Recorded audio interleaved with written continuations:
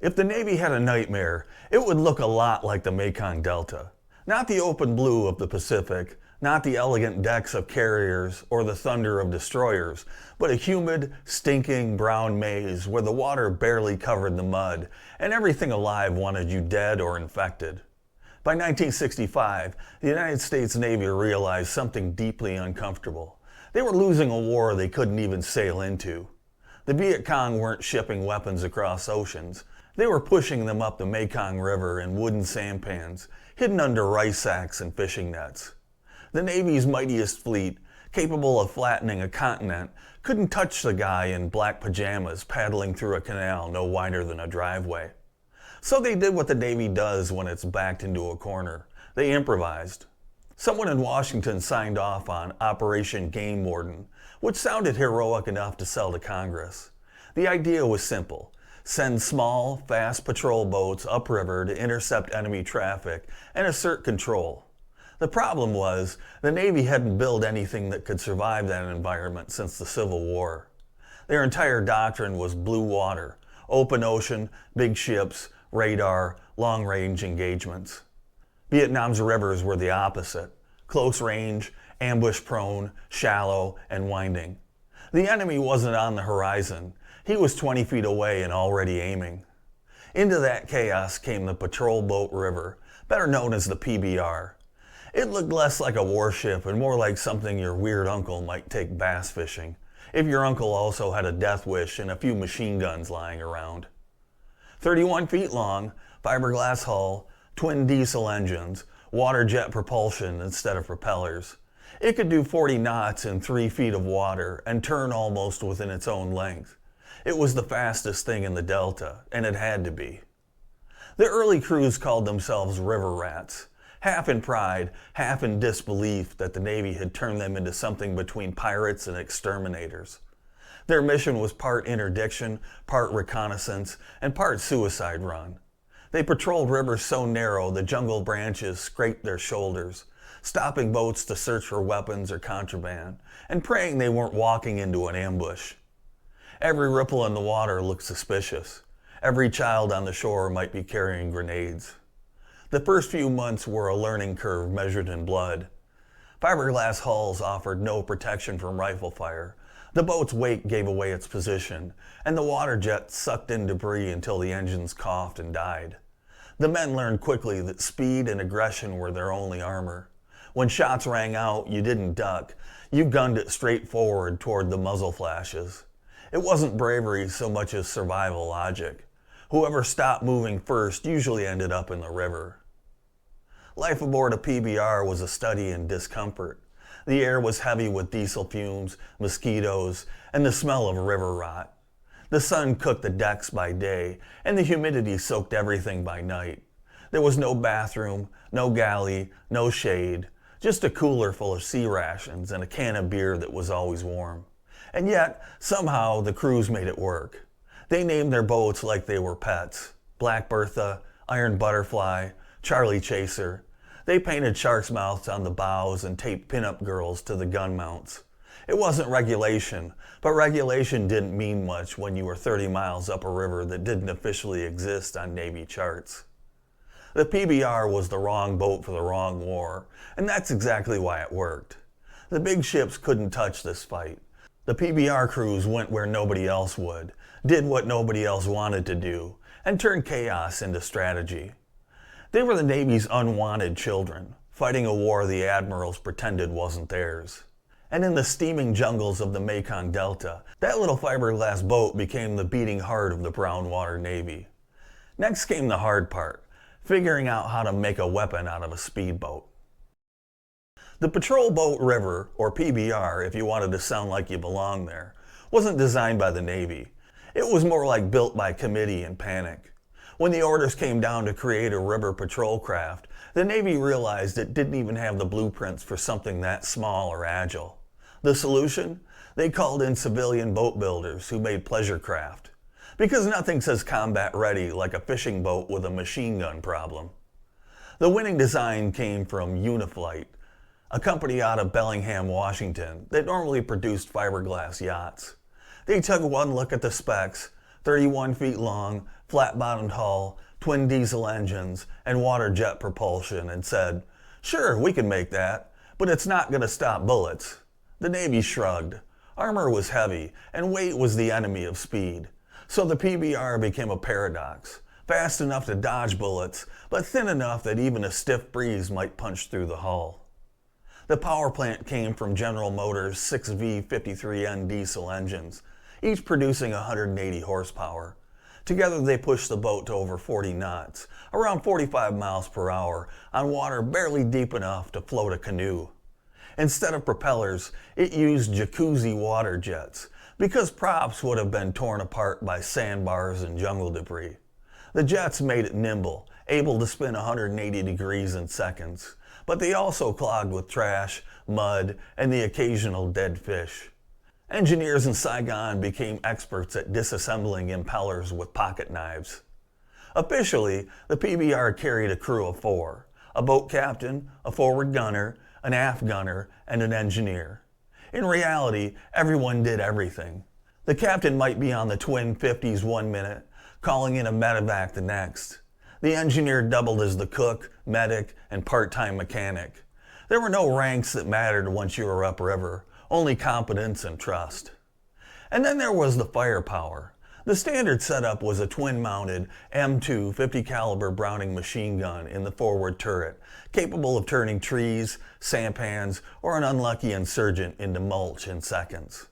A single M60 machine gun was mounted aft for covering fire. Most crews, though, saw standard as a suggestion.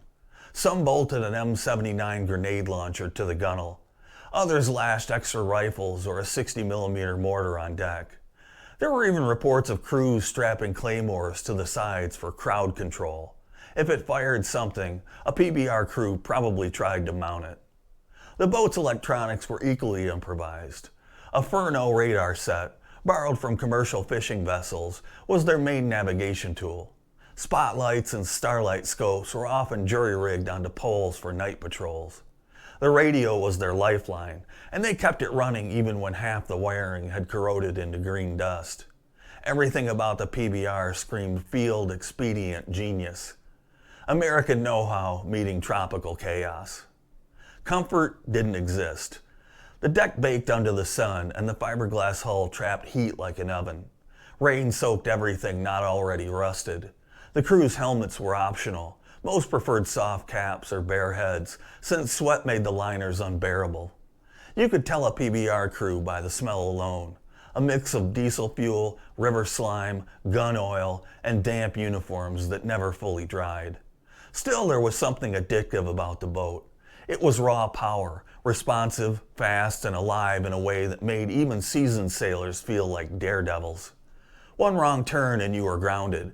One good run and you could chase an enemy sampan halfway across a province before breakfast.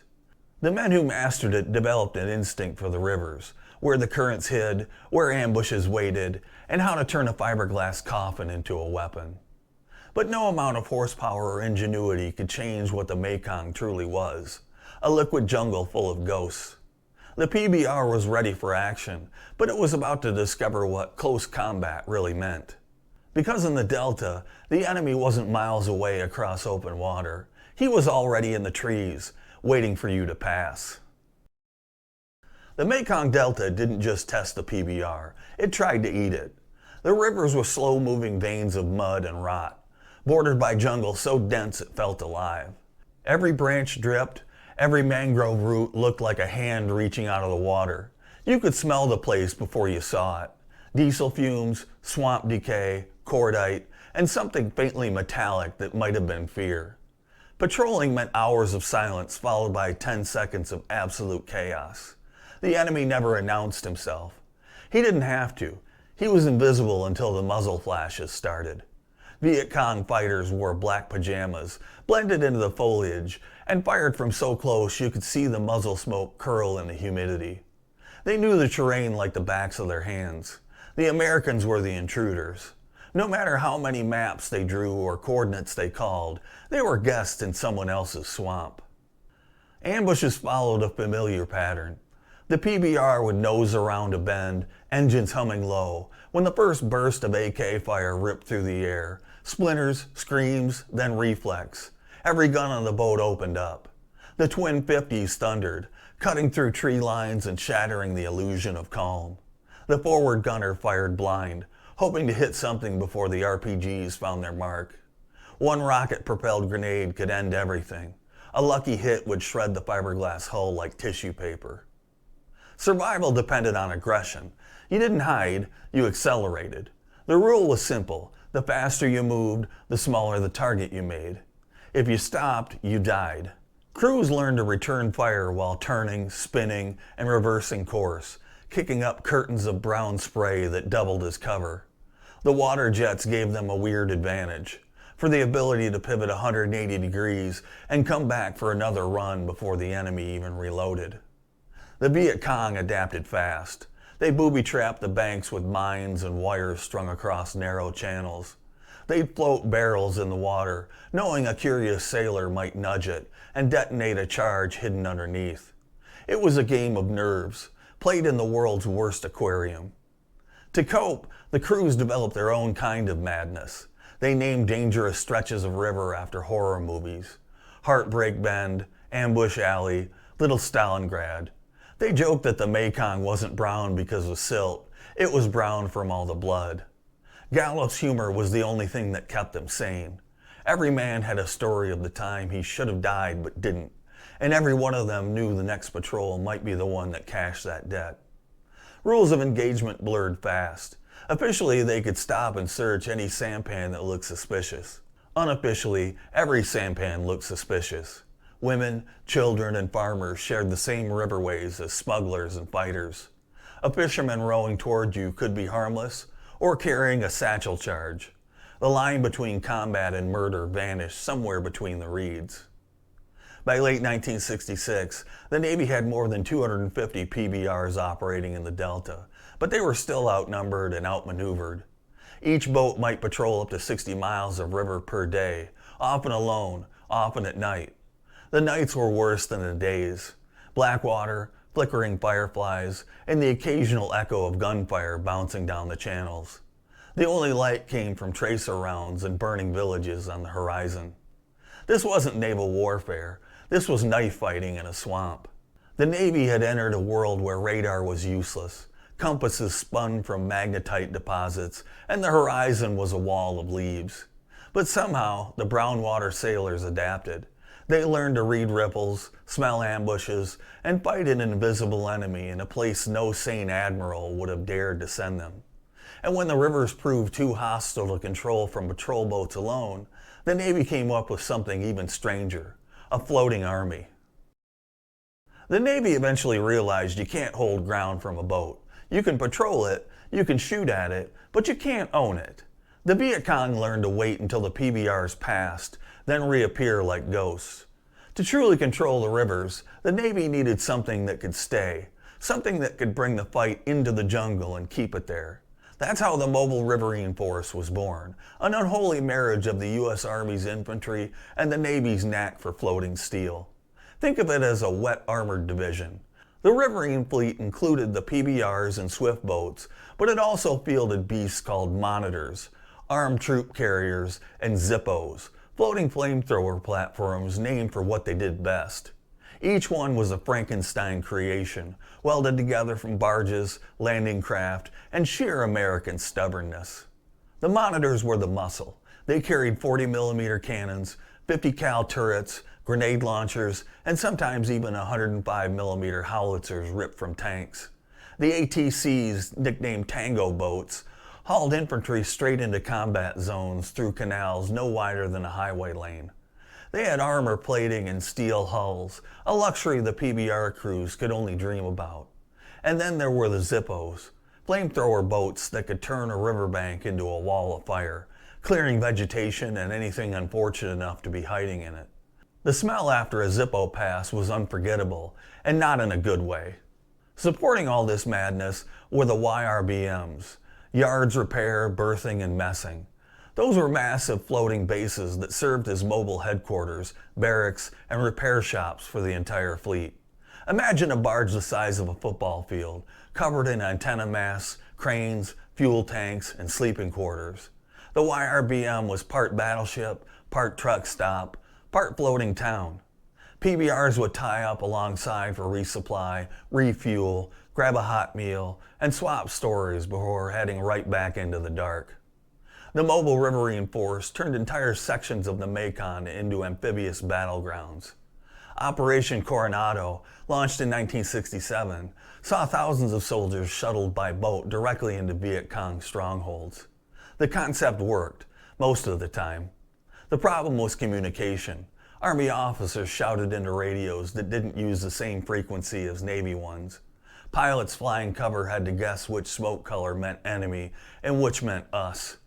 And through it all, the river kept flowing, sweeping away whatever plan the brass thought they had. But despite the bureaucratic chaos, the results were undeniable. The Brownwater Navy was choking off the enemy's supply lines. Every canal, creek, and tributary became a potential death trap for the Viet Cong. They could no longer move freely under the cover of night. The rivers that once belonged to the insurgents now crawled with American gunfire and diesel noise. Life aboard the floating bases had its own rhythm.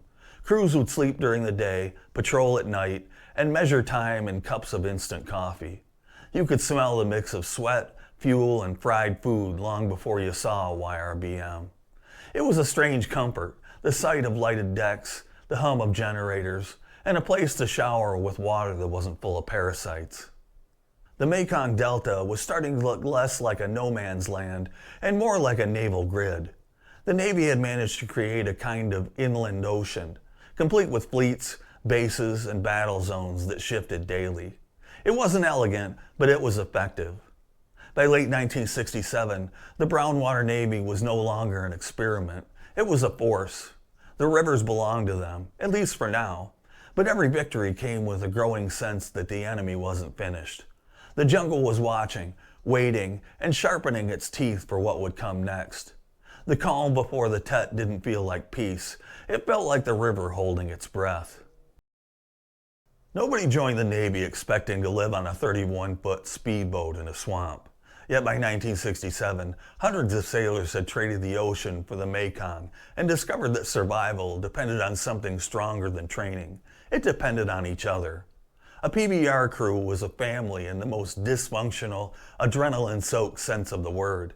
4 men sharing a space the size of a pickup truck, eating, sleeping, fighting, and sweating together until individuality just burned off. You knew how the guy next to you breathed when he was nervous.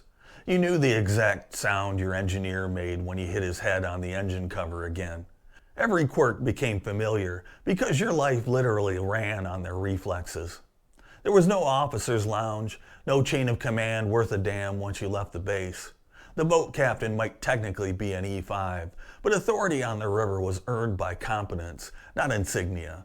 The best captains had instincts, how to read a ripple, sense an ambush, or throttle the engines just enough to throw off an RPG gunner's aim. When they barked, "Hang on," you didn't argue. You just held tighter to the gun mount and prayed. Daily life was a cocktail of monotony and panic. Patrols could stretch 20 hours, crawling up canals that looked identical and stank worse than open sewers. The humidity was so thick it made cigarettes soggy. Mosquitoes were omnipresent.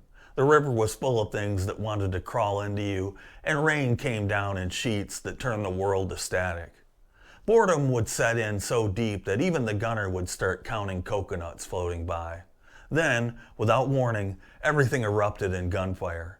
The boat went from half asleep to a blender of smoke, shouting, and tracer rounds.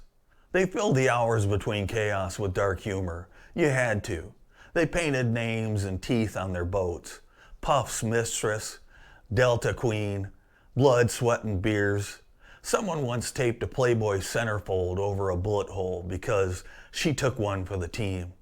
Helmets got swapped for baseball caps. Shirts disappeared altogether. Regulations were a myth, and command back at base didn't bother enforcing them, so long as the boat came back intact. Meals were sea rations or whatever could be scrounged. Some PBRs carried small grills for stolen army rations of steak or shrimp. Others relied on the endless supply of Spam. Beer was rationed but always present, warm, flat, and sacred. The smell of diesel mixed with sweat and cheap tobacco became the official cologne of the Brown Water Navy. Sleep was a rare luxury. One man always stayed awake, scanning the banks through the dark. Sometimes the night air was so still you could hear insects land on the hull. Other times the silence was broken by the thump of distant artillery or the eerie pop of flares lighting up the river in ghostly white. You never really slept. You just shut down until it was your turn to steer again. And still, somehow, these crews loved their boats. They cursed them, patched them, named them, and talked to them like loyal dogs. A good PBR wasn't just a machine, it was a lifeline. The men treated the engines with reverence, because when everything went wrong, and it always did, the only thing between them and a jungle funeral was whether that diesel engine decided to start. They weren't sailors anymore. They were river rats, amphibious cowboys riding the brown arteries of war that didn't make sense. What kept them going wasn't ideology or orders. It was the guy sitting 5 feet away, just as tired and just as stubborn. They didn't fight for victory. They fought to see the next sunrise. And in early 1968, the sky was about to light up brighter than any of them had ever seen. The new year of 1968 was supposed to be quiet. Intelligence reports hinted the Viet Cong were running out of steam, and the Mekong Delta, once a hornet's nest, had been largely pacified. PBR crews were still getting ambushed, but it felt routine, predictable even. They joked about making it through another dry season and maybe, just maybe, rotating home before the war found new ways to get stupid. Then came Tet. The Lunar New Year was meant to be a ceasefire. Instead, it was a detonation. Overnight, the entire country erupted. Saigon, My Tho, Can Tho, hundreds of coordinated attacks that made the war feel brand new and infinitely worse. The Brown Water Navy went from patrol duty to full combat deployment in the space of a single radio call. The rivers became front lines. The Viet Cong forces had surged out of the mangroves and villages, hitting bridges, ferry crossings, and even naval bases. For the first time, the enemy didn't vanish after firing. They fought to hold ground, and that meant the PBRs finally had targets they could see. The problem was, they had too many of them. Crews scrambled to respond, often fighting within earshot of towns burning to the ground. The Battle of My Tho turned into a shooting gallery of watercraft and sampans as the Navy tried to prevent enemy reinforcements from crossing. At Chow Doak, PBRs fought for hours under mortar fire, ferrying wounded and ammunition between Army units pinned down on both banks. The rivers that had once carried rice and refugees now ran black with oil and debris. For once, the Navy's improvisation paid off. The combination of PBRs, monitors, and ATCs created a mobile wall of firepower that the Viet Cong couldn't outflank. The same water jets that made the PBRs good patrol boats made them perfect for counterattacks. Fast, unpredictable, and impossible to ambush twice. They became floating artillery, charging upriver to relieve trapped troops, evacuate civilians, or destroy enemy positions with the precision of men who'd memorized every bend and sandbar. But it was a brutal kind of success. The Tet Offensive turned every patrol into a rescue mission and every victory into a funeral. PBRs returned to base peppered with bullet holes, their holes patched with whatever fiberglass and tape could be scrounged. The wounded came in faster than the medics could work. Some boats limped back on one engine, dragging another behind them by a tow cable like a wounded comrade. The crews stopped asking how long the war would last. They just counted how many names they'd have to carve into the gunnels when it was over. Still, even in the middle of the chaos, the Brown Water Navy earned a kind of grim respect.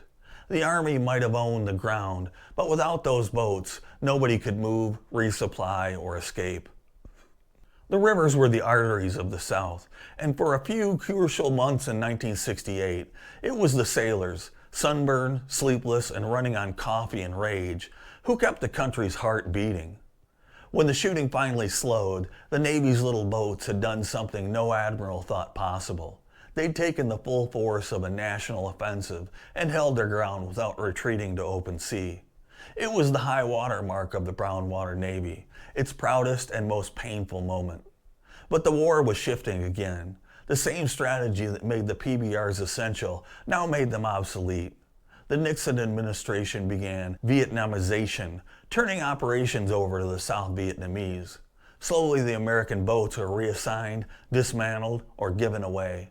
The men who survived Tet found themselves staring at the rivers they'd fought for, now empty of sound except for the lapping of brown water against fiberglass. The jungle was still there, patient as ever. The enemy was gone, or maybe just waiting. The Brown Water Navy had proven itself beyond doubt. But wars don't give medals for endurance, they just move on. And for the sailors of the Mekong, that meant one last patrol, home. By 1970, the Brown Water Navy had done the unthinkable. It had turned Vietnam's rivers from enemy highways into something resembling control. The Mekong Delta, once a swampy free-for-all, was now webbed with patrol zones, bases, and checkpoints. The Viet Cong had to sneak where they once sailed openly. But history has a cruel sense of irony. Just as the Navy figured out how to win the River War, Washington decided it was time to leave it. Vietnamization sounded clean on paper. The idea was simple: hand the war over to the South Vietnamese and let them finish it. In practice, it meant packing up, stripping down, and pretending the rivers didn't matter anymore. The same fiberglass boats that had clawed control from chaos were suddenly being handed over like surplus toys. The young Vietnamese sailors who inherited them were brave, but they were inheriting ghosts.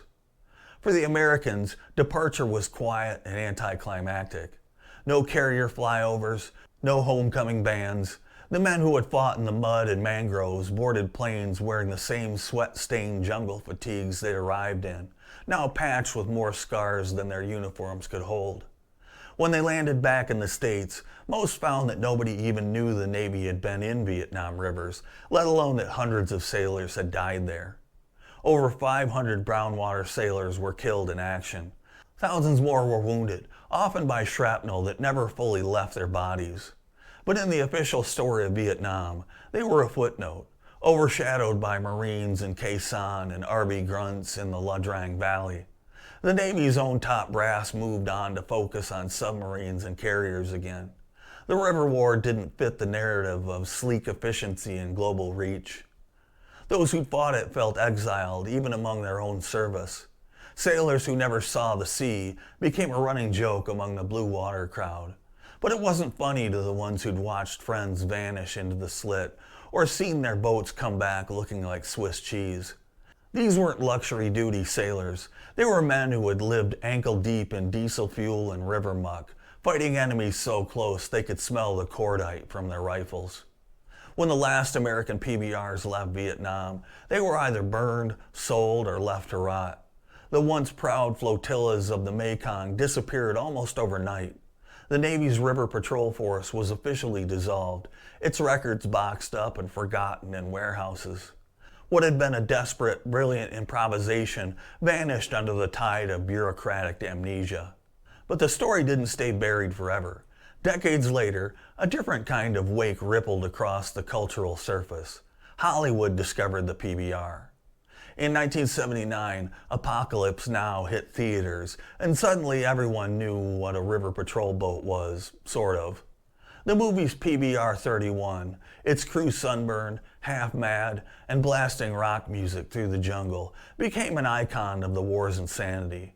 But the sailors who'd actually been there didn't see heroes or madness on the screen. They saw fragments of truth wrapped in fiction. The smell of the river was right. The sound of the engines was right. But the heart of it, the loyalty, the brotherhood, the gut-punching fear of rounding another bend, was lost under layers of metaphor and acid-drenched philosophy. Still, for many veterans, the movie was the first time anyone even acknowledged that they'd existed. It was a strange sort of vindication, fiction succeeding where history forgot. By the 1980s, reunions began to sprout up across the country. Old crewmen found each other again, swapping stories that started with, "Remember that time we," and ended in laughter or silence. They built models of their boats, collected patches, and restored surviving PBRs for parades and museums. Some of those boats now sit in quiet memorials, gray fiberglass hulls, twin 50s mounted up front, still ready for patrol. The names painted on their sides, Iron Butterfly, Black Bertha, Delta Queen, looked faded, but they still carry the weight of ghosts. The Navy eventually remembered too. By the early 2000s, as wars in Iraq rekindled the need for shallow water operations, the old river doctrines were dusted off. Out of the archives came the same lessons learned in the Mekong. Speed beats armor, aggression beats hesitation, and control of the waterways means control of the land. The result was the Naval Expeditionary Combat Command and modern riverine squadrons, direct spiritual descendants of the Brownwater sailors. Their patrol boats are faster, armored, and bristling with electronics, but the DNA is unmistakable. Even today, when those crews power through muddy estuaries and foreign lands, they carry echoes of the old river rats, the ones who learned to fight wars in water you could wade through. Back home, the veterans aged quietly. Most never called themselves heroes. They spoke instead about the boat, about the guys, and about that one bend in the river. Some still woke up at night to the sound of water slapping fiberglass. Others swore they could still smell the Mekong on humid summer mornings. They'd been part of something history didn't quite know how to file. Not sailors, not soldiers, something in between. They weren't chasing glory, they were chasing survival, and somehow they built a brotherhood out of it. When you talk to them now, they'll tell you the same thing. It wasn't the river that was brown, it was everything. The water, the sky, the uniforms, the memories. A color that never quite washes off. The PBR wasn't a perfect weapon, it was a desperate one. But it worked, because the men who wrote it made it work. They turned fiberglass and diesel into courage, and in doing so, wrote a forgotten chapter of naval history with their own hands. They called it the Brownwater Navy, but for those who lived it, it was more than a nickname. It was a baptism. I'm Dave. I appreciate you watching. Please subscribe, like, comment, and share. And until next time, stand tall.